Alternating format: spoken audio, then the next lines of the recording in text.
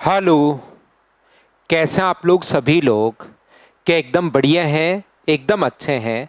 मैं पवन राव आप लोगों को लिए पढ़ाने आ गया हूँ कोऑर्डिनेट ज्योमेट्री की। अभी मैं आप लोगों के लिए 5 क्लासेस अपलोड कर चुका हूँ और ये है अपने पास कोऑर्डिनेट ज्योमेट्री की क्लास नंबर 6। आइए इसकी हम लोग शुरुआत करते हैं। अभी तक कोऑर्डिनेट ज्योमेट्री के मैं 10 पॉइंट आप लोगों को पढ़ा चुका हूं और उन पर बेस्ड क्वेश्चंस भी मैंने आप लोगों को करवा दिए हैं। अगर आप लोगों को याद हो, आप रेगुलर स्टूडेंट अगर हैं तो पहला मैंने बेसिक आप लोगों को पढ़ाया था और साथ ही मैंने आप लोगों को उसके पोलर कोऑर्डिनेट्स बताए थे। दूसरा अपने पास तीसरा मैंने आप लोगों को बताया था कि अपने पास यहाँ पर पहला बेसिक बताया था, दूसरा पोलर फॉर्म बताया था, तीसरा पॉइंट हमारे पास था डिस्टेंस फॉर्मूला और चौथा था हमारे पास सेक्शन फॉर्मूला। 5 नंबर जो पॉइंट है वो मैंने एंगल्स बिटवीन लाइन आप लोगों को बता दिया था। 6 नंबर पॉइंट मैंने आप लोगों को यहाँ पर जो स्लोप होता है वो बता दिया था। 7 number point equation of line के बारे में हम लोगों ने पढ़ा था। 8 number general equation of line. 9 number distance between point and line और 10 number distance between two parallel lines. ऐसे करके 10 पॉइंट मैं आप लोगों को पढ़ा चुका हूँ और आज की क्लास में मैं आप लोगों को 2 पॉइंट पढ़ाने वाला हूँ और इनकी थ्योरी पढ़ाऊंगा मैं क्वेश्चन नंबर 11 और क्वेश्चन नंबर 12। जो पॉइंट नंबर 11 और पॉइंट नंबर 12 की थ्योरी आज की क्लास में मैं आप लोगों को पढ़ाने वाला हूँ। यानी कि 11 नंबर जो पॉइंट है वो अपने पास होगा, ध्यान रखना, ट्रायंगल के बारे में। हम लोग ज्योमेट्री नहीं पढ़ रहे हैं, कोऑर्डिनेट ज्योमेट्री पढ़ रहे हैं। ये अपने पास त्रिभुज का। और दूसरा अपने पास पॉइंट जो 12 नंबर जो पॉइंट होगा वो अपने पास होगा सर्किल के बारे में, वृत्त के बारे में होगा। याद रखिए, ट्रायंगल और सर्किल आज की क्लास में मैं आप लोगों को थ्योरी कंप्लीट करवाऊंगा और कल की क्लास में इन पर बेस्ड जो आए हुए क्वेश्चंस हैं उनको मैं आप लोगों को सोल्व करवाऊंगा। तो आइए आज ट्रायंगल की और सर्किल की हम लोग थ्योरी समझते हैं और फिर कल इस पर बेस्ड हम लोग क्वेश्चंस को सोल्व कर लेंगे। तो आइए शुरुआत करते हैं पॉइंट नंबर 11 और 12 की। पेज नंबर फर्स्ट आपके लिए मैं डाल देता हूं ताकि कभी कभार जब मैं अपलोड करता हूं तो हो सकता है पेज नंबर आगे पीछे हो जाए। तो इसके लिए हम लोग शुरुआत कर रहे हैं ट्रायंगल यानी कि त्रिभुज की हम लोग शुरुआत कर रहे हैं। त्रिभुज या अपने पास ट्रायंगल ये लीजिए। तो याद रखिए, इस चीज को ध्यान से समझने की कोशिश करना आप लोग सभी लोग। ट्रायंगल या त्रिभुज के बारे में हम लोग देख रहे हैं, सीखने की आप लोग कोशिश करना कि किस टाइप से हम लोग इन क्वेश्चंस को कर पाएंगे। तो पहला सबसे पहले इसमें जो हम लोग पढ़ने वाले हैं ट्रायंगल के अंदर, अपने पास सबसे पहले मैं आप लोगों को पढ़ाने वाला हूं सेंट्रोइड के बारे में। सबसे पहले हम लोग केंद्रक के बारे में पढ़ेंगे। दूसरा फिर मैं आप लोगों को पढ़ाने वाला हूं इन सेंटर के बारे में। अंतः केंद्र के बारे में मैं आप लोगों को पढ़ाऊंगा। और मुझसे एक बार अगर आप लोग कंप्लीट थ्योरी पढ़ लेते हो तो उसका यही फायदा है कि उसके बाद कोई भी क्वेश्चन आए, क्वेश्चन आप लोग खुद कर पाओगे। फिर मैं आप लोगों को पढ़ाऊंगा सरकम सेंटर के बारे में, परिकेंद्र के बारे में आप लोगों को मैं बताऊंगा। और उसके बाद मैं आप लोगों को पढ़ाने वाला हूं यहाँ पर ऑर्थो सेंटर के बारे में यानी कि लंब केंद्र के बारे में। और उसके बाद हम लोग बातचीत करने वाले हैं किसके बारे में? हम लोग 5 नंबर जो पॉइंट अपने पास है वो ट्रायंगल के एरिया के बारे में हम लोग बात करेंगे, क्षेत्रफल के बारे में बात करेंगे कि किसी भी ट्रायंगल का एरिया कैसे हम लोग फाइंड आउट कर सकते हैं। ये टोटल ट्रायंगल के अंदर मैं आप लोगों को 5 पॉइंट पढ़ाने वाला हूं। तो चलिए पॉइंट नंबर फर्स्ट से हम लोग शुरुआत करते हैं। और पॉइंट नंबर जो फर्स्ट होगा वो अपने पास होगा सेंट्रोइड या केंद्रक के बारे में अपने पास होगा। उम्मीद है थोड़ी बहुत ज्योमेट्री आपको आती होगी पहले से। अगर ज्योमेट्री नहीं आती तो पहले उस चैप्टर को आप लोग पढ़ना, उसके बाद ही इस चैप्टर को आप लोगों को ये वाला पॉइंट उसके बाद और ज़्यादा आप लोगों को समझ में आएगा। तो यहाँ पर अगर कभी भी अपने पास इस प्रकार से है, ये जो अपने पास AX1Y1, दूसरा B जो वर्टेक्स है वो मान लीजिए X2Y2 है। और उम्मीद है आप लोग रेगुलर स्टूडेंट होंगे तो पहले वाली चीज़ें ये देख चुके होंगे। इसका पहला पॉइंट मैं आप लोगों को पढ़ा रहा हूँ सेंट्रोइड के बारे में, केंद्रक के बारे में। ये 5 पॉइंट के बारे में हम लोग बात करेंगे जिसमें से पहला पॉइंट है सेंट्रोइड या केंद्रक के बारे में। इसके बारे में हम लोग बातचीत करेंगे, इसके बारे में हम लोग डिस्कस करेंगे। तो आइए शुरुआत हम लोग करते हैं। तो याद रखिए सेंट्रोइड या केंद्रक क्या अपने पास एक ट्रायंगल की मीडियन जो होती है, ध्यान से समझने की कोशिश करना, क्या मीडियन सामने वाले साइड के मिड पॉइंट पर जाकर मिलती है क्या? आप कहोगे बिल्कुल सर, माध्यिका सामने वाले पॉइंट के मिड पॉइंट पर मिलती है। तो क्या आप लोग मिड पॉइंट के कोऑर्डिनेट्स बताइए, फाइंड आउट कर सकते हो क्या? यहां पर मिड पॉइंट के जो कोऑर्डिनेट्स अपने पास होंगे वो कितना होगा, x2 प्लस x3 अपॉन अपने पास 2 होगा, और ये कितना होगा, y2 प्लस y3 अपॉन अपने पास 2 होगा। मिड पॉइंट के जो कोऑर्डिनेट्स अपने पास होते हैं वो अपने पास यहाँ पर, मुझे बताओ, ये चीज़ें मैं पहले ही पढ़ाकर आपको चला गया हूँ, क्या आप लोगों को मिड पॉइंट के कोऑर्डिनेट्स याद हैं क्या? सेक्शन फॉर्मूले में ये बात मैंने बताई है। सर मिड पॉइंट क्यों? क्योंकि माध्यिका मध्य बिंदु पर आकर मिलती है। ये चीज़ मैंने आप लोगों को ज्योमेट्री में समझाई है, वहाँ पर मैंने क्लियर की है। मुझे एक बात बताइए, ये जो ग्रेविटी सेंटर होता है ये रेशियो कितना होगा? तो आप कहोगे सर 2:1 होगा, 2:1 होगा। ये लीजिए, ये जो रेशियो सर होता है ये तो अपने पास 2:1 होता है, 2:1 का अपने पास रेशियो होता है। तो अगर रेशियो 2:1 है, ध्यान से समझना, तो हमेशा हम लोग क्या करेंगे, ग्रेविटी सेंटर के कोऑर्डिनेट्स के लिए फिर से वही 1 का इंटू करोगे x1 से, सेक्शन फॉर्मूला में लगा रहा हूं, और 2 का इंटू करोगे इधर से तो 2 से 2 कट जाएगा, तो क्या x2 plus x3 upon 1 plus 2, नीचे m प्लस n, तो 1 प्लस 2 3 आ गया। ये लीजिए, सेम 1 का इंटू करोगे इससे तो ये अपने पास y1 होगा, और इसका इससे इंटू करोगे तो y2 प्लस y3 अपॉन अपने पास नीचे की तरफ कितना होगा, 3 होगा। तो ये इस पॉइंट के कोऑर्डिनेट्स अपने पास आ गए। हाँ और ना बताइए कि गुरुत्व केंद्र के निर्देशांक हम लोग निकालते कैसे हैं? क्या बात समझ पाए हो क्या? सर ये यहाँ पर क्या आपने कर दिया, थोड़ा कम समझ में हमें आया है, ये तो बात बिल्कुल समझ में आई। उसके बाद एक फॉर्मूला मैंने आप लोगों को नहीं समझाया था क्या, कि mx1 अपने पास mx2 plus nx1 upon m plus n अंतः बिंदु के निर्देशांक का formula, my2 plus ny1 upon m plus n। ये क्या अपने पास अंतः बिंदु का जो अपने पास सेक्शन फॉर्मूला था, विभाजन सूत्र था, क्या वो याद नहीं है कि उल्टा इंटू करते हैं? 1 का x1 से 2 का यहाँ इंटू करोगे तो 2 से 2 कट जाएगा, और नीचे m प्लस n 2 और 1 को जोड़ोगे तो अपने पास 3। तो यहाँ से एक पॉइंट कैसे आया छोड़ दीजिए, एक पॉइंट हमारे पास क्लियर हुआ है कि कभी भी किसी ट्रायंगल के तीनों कोऑर्डिनेट्स अगर हमें दिए हुए हैं, इसमें अलग अलग कितने इक्वेशंस बन सकते हैं वो तो मैं आपको समझा दूंगा। x1 y1, x2 अपने पास y2, और ये है अपने पास x3 y3। कभी भी अगर हम लोगों को इस पॉइंट के कोऑर्डिनेट्स अगर दर्शाने हैं, दिखाने हैं, तो याद रखिए ग्रेविटी सेंटर के जो निर्देशांक अपने पास होते हैं वो x1 plus x2 plus x3/3, ये याद करना है।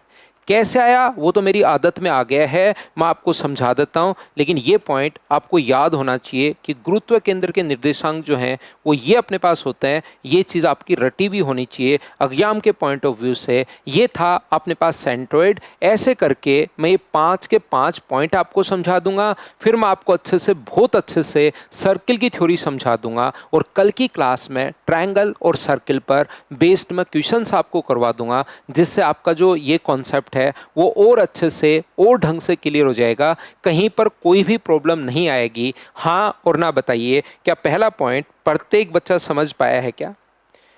एक एक चीज मैं आपको समझाते रहूंगा, आगे मैं बढ़ता रहूंगा। चलिए हम लोग 2 नंबर पॉइंट पर चलते हैं, इन सेंटर पर, अंतः केंद्र पर। और याद रखिए ये बात आप लोगों को तब जाकर ज्यादा समझ में आएगी जब आप लोग यहां पर जो है 2 नंबर जो पॉइंट अपने पास है, ये हम लोगों को समझ में आएगा जब आप लोग इसकी ज्योमेट्री थोड़ी सी आप लोग पढ़ चुके होंगे, इन सेंटर या अंतः केंद्र के बारे में।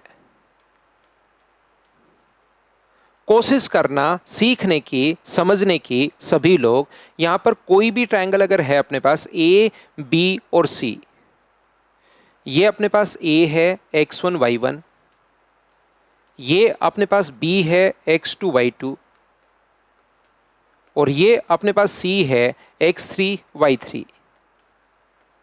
तो याद रखिए, अगर आपको ये वाली लाइन अगर A है, ये वाली साइड अगर B है, और ये वाली साइड अगर C है, और I अगर इन सेंटर है, तो ये बात आप लोगों को रटनी पड़ेगी, आप लोगों को याद रखनी पड़ेगी कि यहाँ से इस पॉइंट के जो कोऑर्डिनेट्स अपने पास होते हैं वो अपने पास होगा ax1 plus B X two plus C X three upon नीचे की तरफ जो आएगा वो आ जाएगा A plus B plus C. ये लीजिए यहाँ पर ए वाई वन अंत के अंदर के A Y one plus B Y two plus C Y three upon नीचे की तरफ अपने पास आ जाएगा A plus B plus C. ये अपने पास आ गया है अंत बिंदु के अपने पास इन सेंटर के अगर कोऑर्डिनेट्स कभी भी हम लोगों से पूछे तो A X one plus B Y one plus C अपने पास A X one B X two C X three upon A plus B plus C. और कभी भी अगर हम लोगों से ये दूसरा पूछ रहा है तो A Y one B Y two और C Y three upon three. इसको रटना है, इसको याद करना है। ये फॉर्मूला कहाँ से कैसे और क्यों बनता है उस पर हम लोग डिस्कस कर लेंगे, उसकी कोई बड़ी प्रॉब्लम नहीं है, लेकिन इस चीज़ को आपको याद करना है, रटना है प्रत्येक बच्चे को, क्योंकि वहाँ पर जो क्वेश्चन आता है वो डायरेक्ट फॉर्मूले पर बेस्ड क्वेश्चन अपने पास आता है, याद रखिए। तो ये जो अपने पास लिखा हुआ है ध्यान से समझने की कोशिश करना। ए बी और अपने पास सी, एक ए है एक अपने पास बी है और एक अपने पास सी है। तो ये एक्स वन वाई वन, ये अपने पास एक्स वन वाई वन है, ये अपने पास जो पॉइंट है एक्स टू वाई टू है और ये एक्स थ्री वाई थ्री है।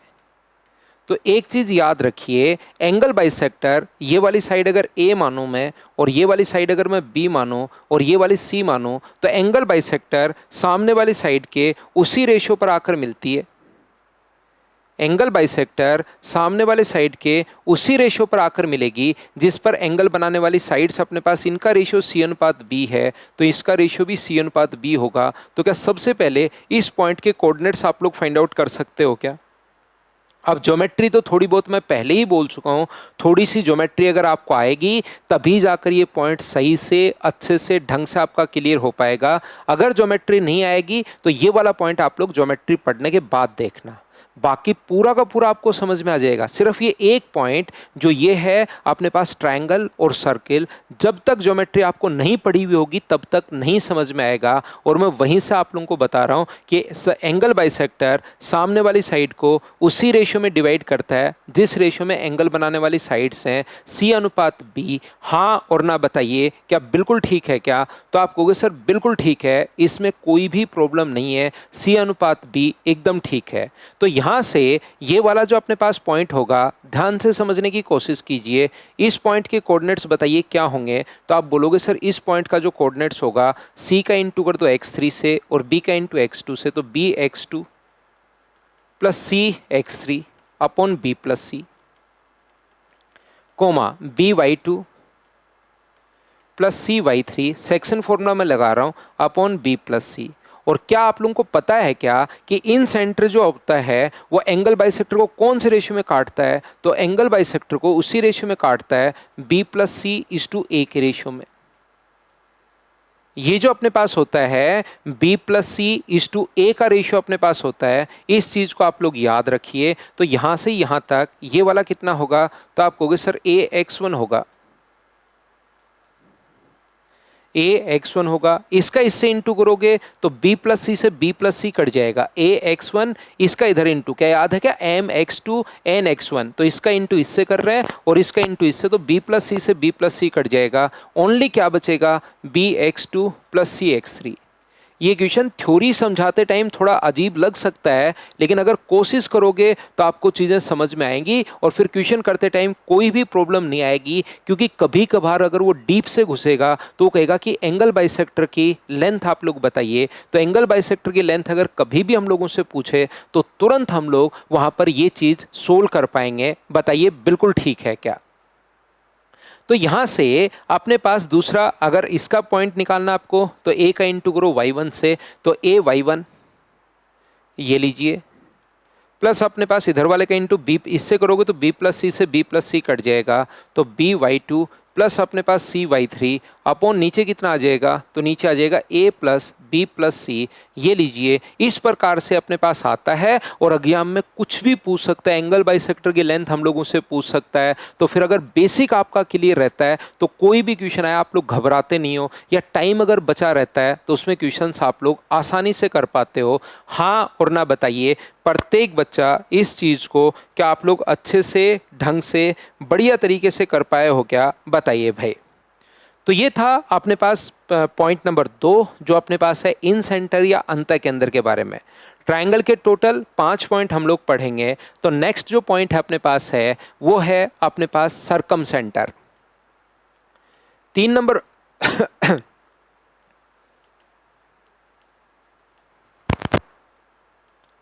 सरकम सेंटर या परिकेंद्र के बारे में, जिस प्रकार से अपने पास यहाँ पर ध्यान से समझना, जिस प्रकार से अपने पास इन सेंटर का और अपने पास यहाँ पर सेंट्रोइड का, अंत केंद्र का और केंद्र का जिस प्रकार से डायरेक्ट फॉर्मूला अपने पास है, उसी प्रकार से सरकम सेंटर का कोई भी डायरेक्ट फॉर्मूला नहीं है। याद रखना आप लोग, सीधा फॉर्मूला अपने पास नहीं है। ये जो बेसिक कॉन्सेप्ट अपने पास होता है उसी प्रकार से हम लोगों को क्वेश्चन को फाइंड आउट करना पड़ेगा। ये चीज़ आप लोग याद रखिए। कभी भी अगर आप लोगों से पूछता है वो यहाँ पर इस प्रकार से, ये जो अपने पास है एक ट्रायंगल ए बी और सी, इन तीनों के कोऑर्डिनेट्स हमें दिए हुए हैं x1 y1 x2 y2 और ये दिया हुआ है x3 y3। x1 y1 x2 y2 और x3 y3, ये तीनों अगर अपने पास दिए हुए हैं x1 y1 x2 y2 और x3 y3, तो हम लोग क्या करते हैं, इस पॉइंट के कोऑर्डिनेट्स हमारे पास x, y है। इसीलिए मैं बार बार कह रहा था जब तक आप लोगों को यहाँ पर जो ज्योमेट्री नहीं आएगी तब तक इसके कॉन्सेप्ट याद नहीं होंगे। क्या आप लोगों को याद है क्या कि अपने पास यहाँ से यहाँ तक और यहाँ से यहाँ तक की डिस्टेंस हमेशा बराबर होगी। सरकम सेंटर तीनों वर्टिसेस से हमेशा इक्वल डिस्टेंस पर होता है। तो हम लोग क्या करेंगे, ये डिस्टेंस निकालेंगे x माइनस x1 का square plus y minus y1 का स्क्वायर, इसका रूट आएगा। साथ ही ये डिस्टेंस निकालेंगे x माइनस x2 का स्क्वायर और y माइनस y2 का स्क्वायर। और यहां से जो डिस्टेंस अपने पास है, ये वाली जो डिस्टेंस अपने पास है, ये अपने पास बराबर होनी चाहिए। हाँ और ना बताइए क्या बिल्कुल ठीक है क्या। तो ये वाली जो डिस्टेंस है ये अपने पास x1 माइनस ये अपने पास बराबर होनी चाहिए। याद रखिए आप लोग, सेम एक इक्वेशन यहां से बनेगी, सेम इसी टाइप से x1 माइनस x2 का स्क्वायर और y माइनस y2 का स्क्वायर बराबर x माइनस x3 का स्क्वायर, ये डिस्टेंस, और y माइनस y3 का स्क्वायर, ये डिस्टेंस भी अपने पास बराबर रहेगी। तो हम लोगों ने क्या किया, ये दूरी बराबर है और इसके ये दूरी बराबर है, दो इक्वेशन बना ली, दोनों को सोल्व करके x और y का मान निकालना है, उससे अपने पास आंसर आएगा। सर ये तो कॉम्प्लिकेटेड हो गया। नहीं होगा। क्यों नहीं होगा, क्योंकि ये अपने पास न्यूमेरिक वैल्यू देगा। तो यहाँ पर x और y बचेंगे क्योंकि स्क्वायर से स्क्वायर तो कट जाएगा, और यहाँ पर भी x और y बचेंगे। जब इन तीनों के न्यूमेरिक मान होंगे तो ये क्वेश्चन अपने लिए ज़्यादा आसान हो जाएगा। तो इस क्वेश्चन को करने का कॉन्सेप्ट जो है वो ये वाला कॉन्सेप्ट है। बेसिक से ही सोचना पड़ेगा। दो डिस्टेंस बराबर, कोई भी दो डिस्टेंस वापस से बराबर, दो इक्वेशन बनाओ, उसको आपको सोल्व करना है और उससे अपने पास आंसर आ जाएगा। सर इस पर बेस्ड क्वेश्चन भी करवा दो, कल की क्लास में इस पर बेस्ड क्वेश्चंस भी मैं आप लोगों को करवा दूंगा। तो आपको चिंता करने की या डरने की ज़रूरत नहीं है, ये ध्यान रखना आप लोग। इस पर बेस्ड कल की जो क्लास हमारी होगी उस पर मैं आपको क्वेश्चंस भी करवा दूंगा। तो आपको टेंशन करने की ज़रूरत नहीं है। आज थ्योरी पढ़ लो, कल थ्योरी को आप लोग रिवाइज करके आना और उसके साथ में क्वेश्चंस करवा दूंगा। और यही तरीका होता है पढ़ने का या पढ़ाने का। तो इसीलिए आप लोग सीडीएस का पेपर अगर देखोगे, एसएससी का पेपर, रेलवे में इसका क्वेश्चन थोड़ा सा कम ही बनता है, इतना डीप से। एसएससी में भी कम ही बनता है। रेलवे में सीडीएस में कभी कभार क्वेश्चन आ सकता है। तो याद रखिए, आपके सामने क्वेश्चन जो पूछा है वो अपने पास नॉर्मली क्या करता है, वो राइट एंगल ट्रायंगल से रिलेटेड पूछता है। इसीलिए मैं बार बार एक ही चीज़ पर जोर दे रहा हूँ कि आप लोगों को ज्योमेट्री पता होनी चाहिए। ज्योमेट्री पता होगी तो बहुत सारी चीज़ें अपने पास आसान हो जाएंगी। तो याद रखिए, हम लोगों से जो क्वेश्चन पूछता है वो राइट एंगल ट्रायंगल से रिलेटेड पूछता है, क्योंकि ये इस टाइप से तो क्वेश्चन बहुत ज़्यादा कॉम्प्लिकेटेड हो जाता है। और याद रखिए, राइट एंगल ट्रायंगल में जो सरकम सेंटर होता है वो हमेशा हाइपोटेनस के मिड पॉइंट पर होता है। राइट एंगल ट्रायंगल में जो सरकम सेंटर होता है वो हमेशा और हमेशा हाइपोटेनस के मिड पॉइंट पर होता है। तो बताइए सरकम सेंटर के निर्देशांक क्या x1, x3/2 होगा क्या? ज़्यादा जो क्वेश्चंस पूछे जाते हैं वो अपने पास इसी पर बेस्ड क्वेश्चंस पूछे जाते हैं, ये चीज़ आप लोग ध्यान रखना। कोई बच्चा कहेगा कि सर इससे रिलेटेड क्वेश्चन नहीं आ तो सकता है, ऐसे में लिखकर तो नहीं दे सकता आपको स्टाम्प पेपर पर कि कभी क्वेश्चन नहीं आ सकता, लेकिन 99% चांसेस हैं कि सरकम सेंटर का क्वेश्चन आया तो वो राइट एंगल ट्रायंगल से रिलेटेड होगा, और राइट एंगल ट्रायंगल में सरकम सेंटर हाइपोटेनस के मिड पॉइंट पर होता है। क्यों होता है ये बात मैं आप लोगों को ज्योमेट्री में समझाऊंगा, इस चीज को आप लोग याद रखना, इसको आप लोग ध्यान रखना। ये था अपने पास पॉइंट नंबर 3। बताओ बिल्कुल ठीक है क्या? तो ये छोटे छोटे पॉइंट्स हैं जो आप लोगों को याद रखने पड़ेंगे, याद नहीं रखोगे तो फिर इन पर बेस्ड अगर छोटा सा क्वेश्चन आएगा राइट एंगल ट्रायंगल देकर बताओ सरकम सेंटर के कोऑर्डिनेट्स क्या होंगे, और अगर आपका पढ़ा हुआ है तो ये क्वेश्चन बहुत ज़्यादा आसान हो जाएगा, याद रखिए। यहाँ पर 3 के बाद अगर हम लोग आगे बढ़ें क्वेश्चन नंबर 4 पर, तो पॉइंट नंबर 4 पर जो कि अपने पास है ऑर्थो सेंटर, इसका भी कोई फॉर्मूला नहीं होता। फॉर्मूला होता तो मैं डायरेक्ट आप लोगों को लिखवा देता, लेकिन इनके फॉर्मूले लिखने के बजाय आप लोगों को ये चीज ध्यान रखनी है, इनके कॉम्प्लिकेटेड फॉर्मूले याद रखने के बजाय आप लोग क्या करोगे, यहां से अपने पास मुझे बताओ क्या x1 y1, x2 y2, x2 y2, और ये अपने पास है x3 y3, ये अपने पास है x3 और अपने पास y3। तो मुझे एक बात बताइए, ध्यान से समझने की कोशिश आप लोग करना। x1 y1, x2 y2 और x3 y3, हम लोग क्या करते हैं कि यहां से मुझे बताओ ये अगर 2 पॉइंट दिए हुए हैं तो इससे पास होने वाले लाइन की इक्वेशन बना सकते हो क्या? तो आप कहोगे बिल्कुल सर। इस लाइन की इक्वेशन या इसका स्लोप क्या फाइंड आउट कर सकते हो क्या? तो आप कहोगे सर बिल्कुल इसका स्लोप और इसके परपेंडिकुलर लाइन का स्लोप,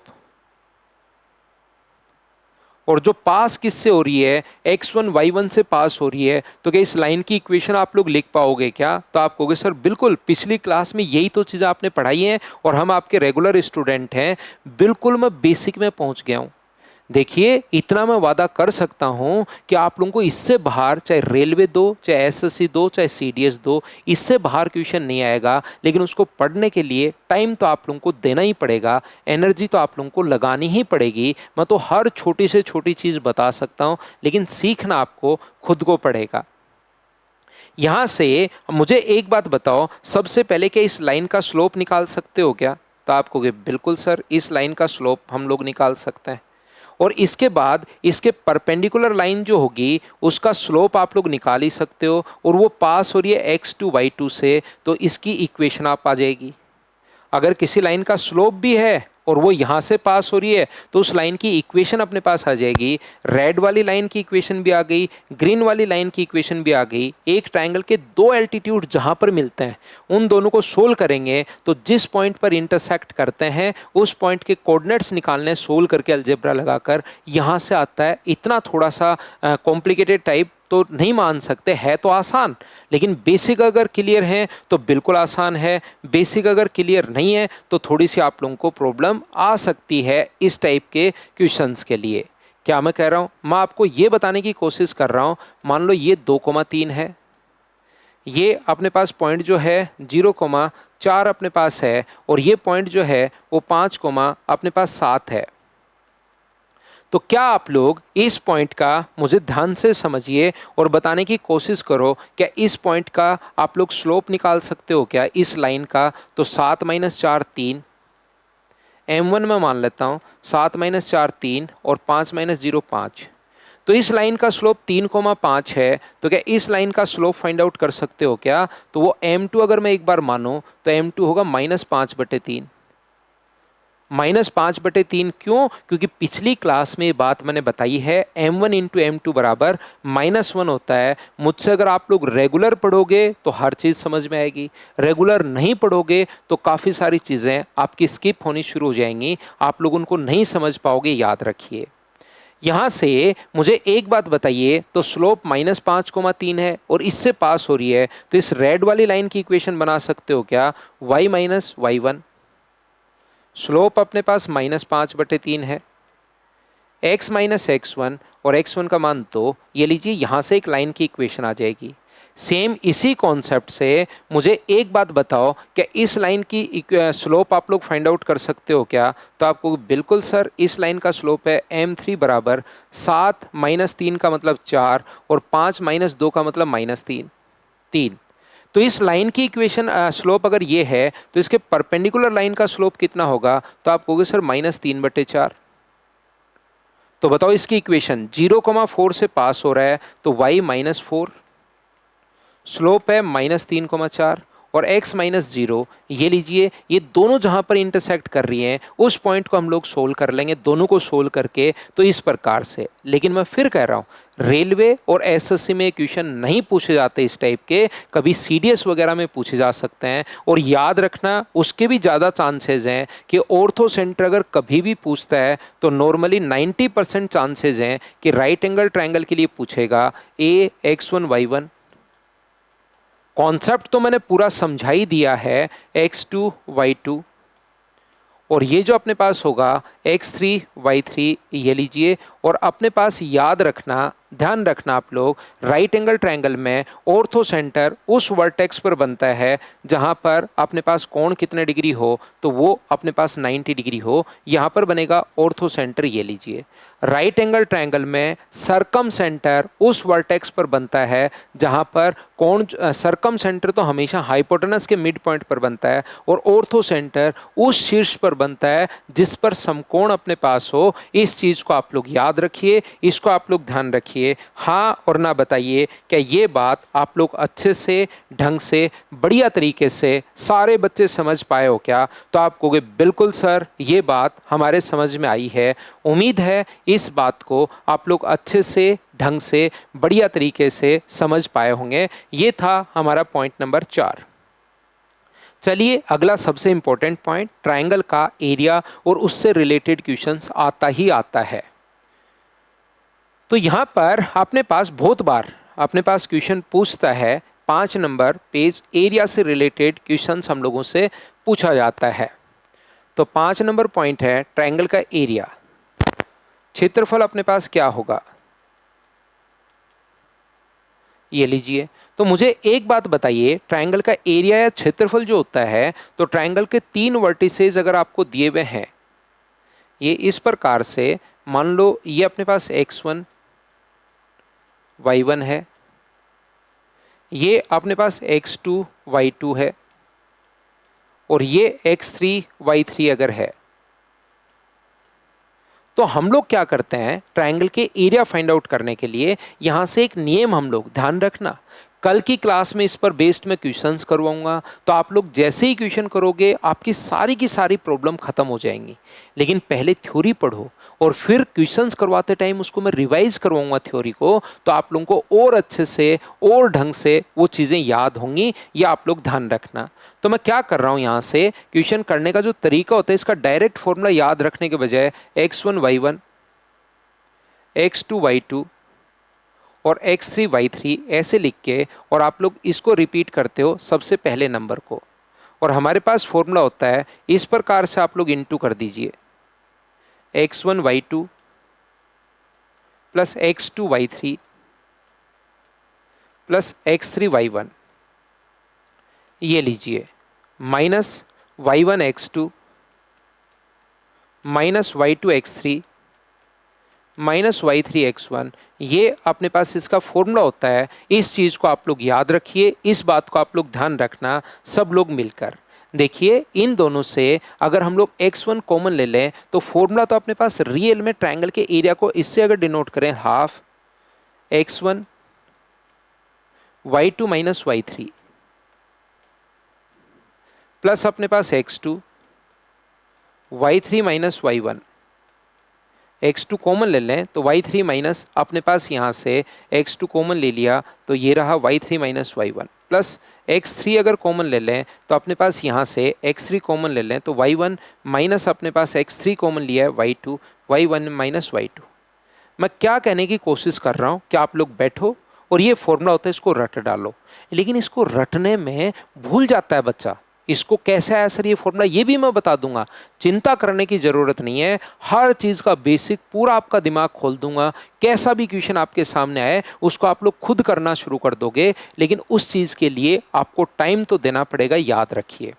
तो यहाँ पर अपने पास x1 y2 plus x2 y3 plus x3 y1 minus y1 x2 minus y2 x3 minus y3 x1, ये लीजिए, ये अपने पास आ गया है। बताइए ये आप लोग, क्या आप लोग सभी लोग इस बात को समझ पाए हो क्या?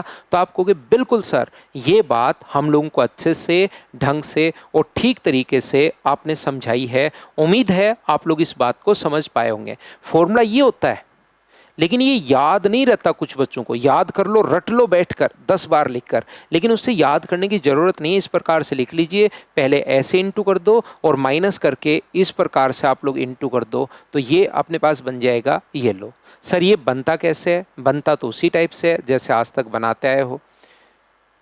ये अपने पास एक्स एक्सिस है और ये अपने पास वाई एक्सिस है। बताइए बिल्कुल ठीक है क्या? और इसको नाम देते हैं ए, बी और सी। तो मुझे बताइए सबसे पहले ये परपेंडिकुलर डिस्टेंस कितनी होगी? तो आप कहोगे सर ये तो दूरी होगी y3, और ये दूरी कितनी होगी? तो आप कहोगे सर ये दूरी होगी y1। और क्या टोटल यहां से यहां तक तो x3 है, ये x1 है, यहां तक x3, ये x3 है और ये x1 है। तो बीच की दूरी क्या x1 माइनस x3 बचा क्या? आप कहोगे बिल्कुल sir, x3 minus x1, x3 minus x1।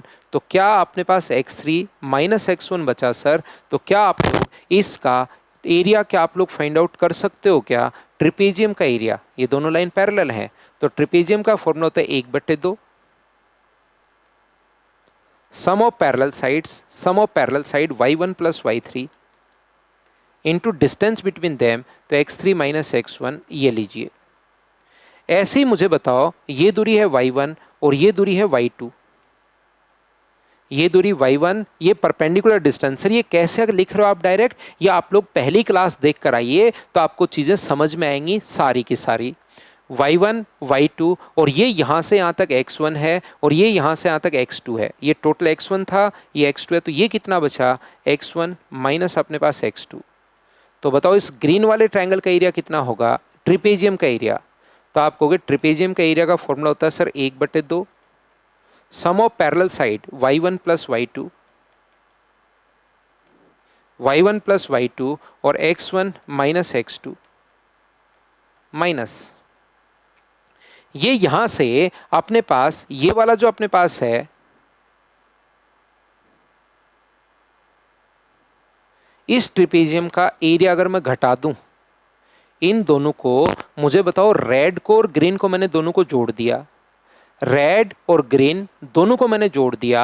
Red और ग्रीन जोड़ के अगर ब्लू वाला मैं घटा दूं तो क्या ओनली ट्रायंगल का एरिया बच जाएगा क्या? आप कहोगे बिल्कुल सर ट्रायंगल का एरिया बच जाएगा। तो अपने पास ट्रायंगल का एरिया, ट्रिपेजियम ब्लू का एरिया घटा दो, y2 प्लस y3, ट्रिपेजियम का area sum of parallel side into distance between them. इन दोनों को जोड़ोगे तो x1 से x1 कट जाएगा, दोनों के बीच की दूरी जोड़ते ही x1 से x1 कट जाएगा, दोनों के बीच की दूरी क्या x3 माइनस x2 बच गया है क्या? और इस चीज को हाफ तो कॉमन ले लो, मैंने भी ले रखा है, और फिर सोल्व करोगे तो ये वाली स्टेप ही अपने पास आ जाएगी। मैं तो आपको इतना डीप से पढ़ा रहा हूं कि ट्रायंगल का एरिया भी कैसे प्रूव होता है, ये चीज भी मैंने बता दी है, लेकिन इसको मैं काम में लूंगा और आपकी पूरी पिक्चर तब क्लियर होगी जब आप लोग एक बार जाकर देखोगे। क्या चीज देखोगे? क्वेश्चंस देखोगे कल की क्लास में, तब जाके सही चीजें जो हैं, सही कॉन्सेप्ट जो हैं वो क्लियर होंगे। उसको आप लोग याद रखिए, उसको आप लोग ध्यान रखना। बोलो बिल्कुल ठीक है क्या? हाँ और ना बताइए भाई, क्या प्रत्येक बच्चा इस चीज को समझ पाया है क्या? तो आप लोग कहोगे बिल्कुल सर आपने तो ज्यादा ही डीप में चले गए, लेकिन कोई बात नहीं, हम लोगों को ये बात समझ में आई है। तो चलो आगे बढ़ते हैं अब हम लोग। ये था पॉइंट नंबर 11, जिसमें मैंने आप लोगों को 5 पॉइंट मैंने आप लोगों को समझाए हैं। इन सेंटर, सेंट्रोइड, ऑर्थो सेंटर और सरकम सेंटर। 4 तो केंद्र के बारे में और एक मैंने उसका क्षेत्रफल के बारे में मैंने आप लोगों को समझाया है। आइए अब हम लोग 12 नंबर पॉइंट पर चलते हैं, क्योंकि 2 चीज़ें मैं आपकी इसमें कवर करूंगा। एक मैं आप लोगों को सर्किल भी कल की क्लास में सर्किल के क्वेश्चंस भी आपको करवाने वाला हूँ। सर्किल या वृत्त। सर्किल या वृत्त की अगर हम लोग बात करें तो ध्यान से, अच्छे से, ठीक से आप लोग समझना, प्रत्येक बच्चा कोशिश करना सीखने की। यहां पर सर्किल होगा तो उसका कोई ना कोई सेंटर होगा। सर्किल होता क्या है, पहली बात तो थोड़ी ज्योमेट्री आनी चाहिए। एक निश्चित पॉइंट से, एक पॉइंट से सर्टेन डिस्टेंस पर बिंदु का जो एक पाथ होता है, एक लोकस जो होता है, उसी को हम लोग, जो बिंदु का जो पाथ होता है उसको हम लोग बोलते हैं बिंदु पथ। याद रखिए, मैं आप लोगों को क्या करवाऊंगा, मैं आप लोगों को याद करवाऊंगा। कुछ चीजें पहले मैं समझाता हूं, फिर मैं रटवाता हूं। अब मैं क्या करूंगा, पहले रटवाऊंगा और फिर मैं समझाऊंगा। तो यहां पर मुझे बताइए, ये जो अपने पास होगा, इसका फॉर्मूला जो होता है X square plus Y square plus 2gx plus 2fy plus C equals to 0, ये लीजिए। ये अपने पास इसके सर्किल का जो इक्वेशंस होती है, जनरल इक्वेशन ऑफ सर्किल अपने पास ये होगी। यदि कभी भी, ध्यान से, अच्छे से, ढंग से समझिए आप लोग, अगर कभी भी अपने पास इस प्रकार से है कि आप लोग बताइए 2gx प्लस इसके सेंटर क्या होंगे, तो ये होगा -g, -f। इसके सेंटर क्या होंगे, -g, -f।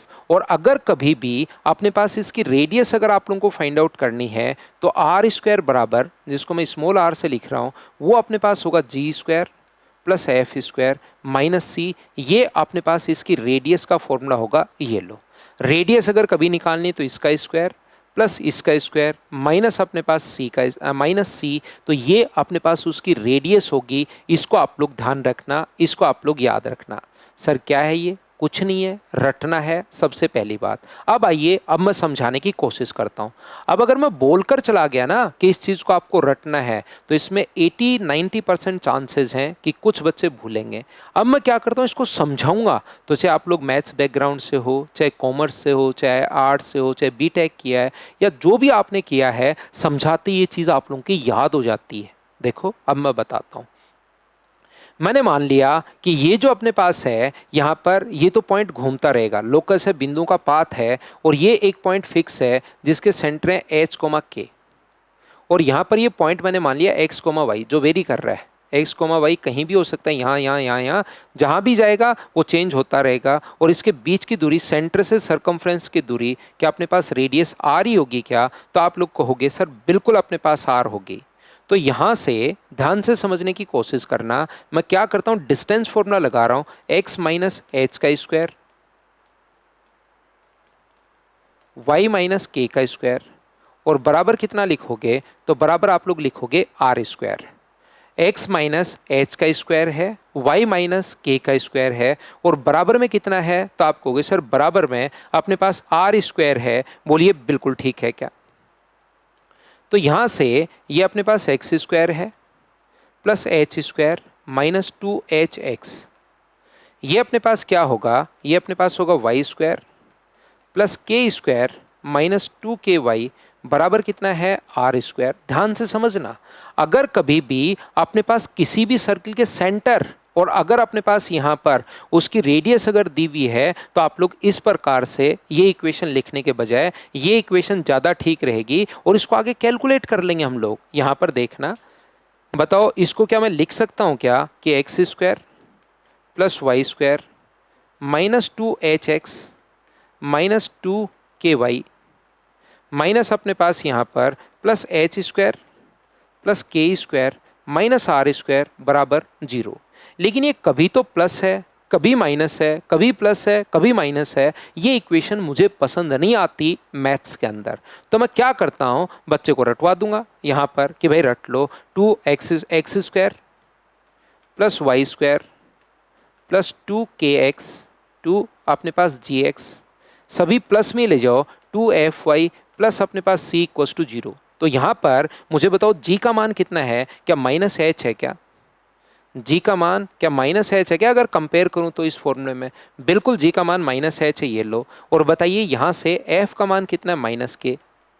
फिर मैं ये रटवा दिया ऊपर वाला और बोलूँगा g का मान -h है, f का मान -k है और c बराबर कितना है, तो आप कहोगे c बराबर sir h square plus k square minus अपने पास r स्क्वायर, या h और k की जगह क्या g भी लिख सकता हूँ क्या, तो r स्क्वायर इधर आएगा, h की जगह स्क्वायर करोगे तो g स्क्वायर, इसका स्क्वायर करोगे तो एफ स्क्वायर और माइनस सी, ये लीजिए यहाँ से बनते हैं फॉर्मूले। तो एक तो या तो आप लोग इसको याद कर लो या फिर डायरेक्ट आप लोग पहले इसकी इक्वेशन याद कर लो, जी का मान -h, एफ का मान -k और आगे सी का मान अपने पास R H square plus K square minus R square, यहाँ से ये आप लोगों को रटवा दिया है, ये लीजिए। तो कभी भी अगर आपके सामने क्वेश्चन आता है, किस टाइप का क्वेश्चन अपने पास आता है, एच और के क्या है, इसके सेंटर्स हैं। कभी अगर आपके सामने क्वेश्चन आए कि बताओ सेंटर 2,3 है और इसकी रेडियस का जो मान है वो अपने पास 6 है, सेंटर जो है वो 2,3 है और रेडियस का मान अपने पास 6 है, तो आप लोग डायरेक्ट लिखना x - 2 का स्क्वायर प्लस अपने पास y - 3 का स्क्वायर बराबर किसका स्क्वायर होगा, 6 का स्क्वायर अपने पास होगा। ये लीजिए, इसको पूरे को आप लोग सोल्व कर लो तो यहाँ पर कितना होगा, x स्क्वायर प्लस अपने पास -4x, ये y square plus 9 - 6y equals to 6 का स्क्वायर 36। तो इसको लिख सकते हो x square plus y square -4x -6y और अपने पास 9 और 4 अपने पास 13, 36 इधर आके माइनस होगा तो माइनस का 23 बचेगा क्या, आप कहोगे बिल्कुल सर बचेगा, ये लीजिए। ये इस प्रकार से आप लोग यहाँ पर लिख सकते हो। बताइए क्या आप लोगों को सभी को याद है क्या, या आप लोग जनरल इक्वेशन अगर आप लोगों को लिखनी है तो पहले अपने पास यहाँ पर जी इसका सी का मान निकाल लो। तो सी का मान क्या होगा, h स्क्वायर 2 का स्क्वायर 4 प्लस 3 का स्क्वायर 9 माइनस 36, तो सी का मान कितना होगा, माइनस का 23 होगा, ये लीजिए। तो अपने पास फॉर्मूला क्या होगा, अपने पास X square plus Y square और g का मान क्या माइनस का h होता है क्या, तो 2g और g का मान -h रखोगे तो माइनस का 2 रखोगे इंटू एक्स। f का मान क्या माइनस का, f की जगह माइनस का k आप लोग रखोगे तो माइनस का k अगर आप लोग रखते हो तो k का मान -3 अगर आप लोग रखते हो तो 2 इंटू -3 इंटू वाई प्लस अपने पास c है और c का मान कितना है, माइनस का 23। तो ये c का मान अलग से निकाल के और उस टाइप से सोल्व करने के बजाय, लेकिन तरीका तो पता होना ही चाहिए क्योंकि हम लोग तो बेसिक कॉन्सेप्ट अब हम लोग समझ रहे हैं। -6y -23 और बराबर कितना हो गया 0, ये इस प्रकार से अपने पास आ जाएगा। दोनों बात तो एक ही हैं, हाँ और ना। बताइए क्या आप लोग समझ पाए हो क्या कि ये इक्वेशन अपने पास कहाँ से, कैसे और क्यों बनती है। बताइए प्रत्येक बच्चे को ये बात क्लियर हुई है क्या, बताना भाई मुझे। तो उम्मीद है कि सर्किल की ये बात आप लोगों को अच्छे से ढंग से बढ़िया तरीके से क्लियर हुई होगी। एक चीज़ ये याद रखना एसएससी, रेलवे, सीडीएस के पॉइंट ऑफ व्यू से, और एक बात और आप लोग ध्यान रखना, यदि कभी भी आप लोगों को अगर दोनों एंड पॉइंट दिए हुए हैं, अगर कभी भी आप लोगों को किसी सर्किल के डायमीटर के दोनों अगर एंड पॉइंट दिए हुए हैं, यहां से ये x1 y1 और ये x2 y2, अगर ये दोनों एंड पॉइंट आप लोगों को दिए हुए हैं तो आप लोग हमेशा ध्यान रखना, ये पॉइंट मान लीजिए अपने पास x, y अगर ना, इस सर्किल की इक्वेशन क्या होगी, अगर किसी भी डायमीटर के दोनों एंड पॉइंट अगर दिए हुए हैं और आप लोगों से पूछ लिया जाए कि बताओ भाई इस सर्किल की इक्वेशन क्या होगी, आपसे सभी लोगों से ये बात पूछ ली जाए, तो आप लोग क्या करोगे, ये लिखोगे x - x1 into x - x2 plus y - y1 into y - y2 और बराबर कितना हो गया 0। ये लीजिए, ये फिर सर्किल की इक्वेशन अपने पास होती है। ये लीजिए सर, ये कहाँ से और कैसे आया, होती है आपकी बात मान ली और हम लोग रट भी लेंगे ये आया कैसे। तो इस चीज़ को जब आप लोग खुद प्रूव करने की कोशिश करोगे ना, तो भी ये चीज़ बहुत आसान है, आपको डरने की या घबराने की ज़रूरत नहीं है, इसको खुद आप लोग करोगे तो भी आसान है। देखिए जैसे ही कोई चीज़ मैं बताता हूँ तो आपके लिए वो सारी की सारी चीज़ें एकदम आसान हो जाती हैं। आपको लगता है ये तो बिल्कुल आसान था, मैं भी कर सकता था या मैं भी कर सकती थी, लेकिन रियल में पहले सोचोगे तो दिमाग उसी से आपका चलना शुरू होगा। सोचिए आप वीडियो को पॉज करके कैसे आया होगा। तो मैं क्या करता हूं, इसके ऊपर कोई भी पॉइंट मान लेता हूं x, y जो चल रहा है, इसके ऊपर वेरी कर रहा है, कहीं भी हो सकता है x, y। तो बताइए व्यास द्वारा, बार बार मैं एक ही बात देता हूं कि आज की क्लास के लिए थोड़ी ज्योमेट्री आपको आनी चाहिए। क्या व्यास द्वारा परिधि पर बना कोण समकोण होता है क्या? तो इसका स्लोप आप लोग निकाल लीजिए। स्लोप का फॉर्मूला होता है, इसका स्लोप बताओ क्या होगा? तो आप कहोगे sir y minus y1 upon x minus x1। और अगर मैं पूछूं कि इसका स्लोप क्या होगा, तो आप कहोगे sir y minus y2 upon x minus x2। अब बताइए दो लाइन अगर परपेंडिकुलर हैं, एक दूसरे पर 90 डिग्री का कोण अगर बना रही हैं, तो उनका दोनों का slope y minus y1 upon x minus x1, y minus y2 x minus x2 बराबर कितना है? -1। बताओ बिल्कुल ठीक है क्या? तो यहां से ये जो अपने पास है y minus y1, y minus y2 minus x minus x1, x minus x2, ये लीजिए बराबर आ गए। वो उठाकर अगर इधर लाओगे तो y माइनस y1 और y minus y2, x minus x1 और x माइनस x2 बराबर कितना है? 0। और यही तो मैंने लिखवाया है। हाँ और ना बताइए, क्या आप लोग सभी लोग इस बात को समझ पाए हो क्या? तो ये चीज़ें बहुत आसान हैं। आज की क्लास में काफ़ी सारे क्वेश्चन अब सर्किल के बनते हैं कि अपने पास इस प्रकार से कि बताइए दोनों को अगर पास कर रहा है वो, अगर कभी भी सर्किल मूल बिंदु से पास हो जाए तो ये 0,0 हो जाएगा, और ये x, y तो है ही, और ये दूरी अगर r है तो बताओ क्या लिखोगे? मूल बिंदु से पास कर जाए तो x माइनस 0 का स्क्वायर, y माइनस 0 का स्क्वायर, मूल बिंदु ये है, बराबर r स्क्वायर।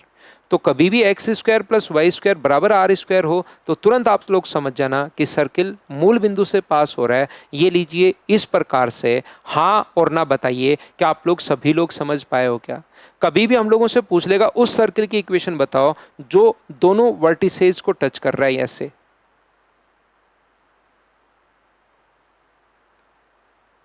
तो मुझे बताइए ये दूरी भी आर होगी और ये दूरी भी आर होगी, तो क्या अपने पास इस पॉइंट के कोऑर्डिनेट्स क्या आर कोमा आर ही हो गए हैं क्या? तो उस कंडीशन में लिख सकते हो x माइनस आर का square plus Y minus R का स्क्वायर बराबर कितना होगा? R square. ये लीजिए ये चीज़ें आप लोग लिख सकते हो। तो वहाँ पर कोई भी पॉइंट आप लोग देखकर उस चीज़ को आप लोग आसानी से, ढंग से, ठीक से आप लोग सोल्व कर पाओगे। कहीं कोई प्रॉब्लम नहीं आएगी। आपको रेडियस पता होनी चाहिए और उसका सेंटर पता होना चाहिए। दो चीज़ें अगर पता है तो सर्किल की इक्वेशन आप लोग आसानी से लिख पाओगे। कल मैं आपको आके इसके बहुत सारे क्वेश्चंस आप लोगों को करवा दूंगा, तो आपका पूरा का पूरा जो माइंड में जो भी प्रॉब्लम है वो क्वेश्चंस के माध्यम से मैं आपके लिए क्लियर कर दूंगा। आज के लिए सिर्फ इतना ही। Thank you, bye bye, take care.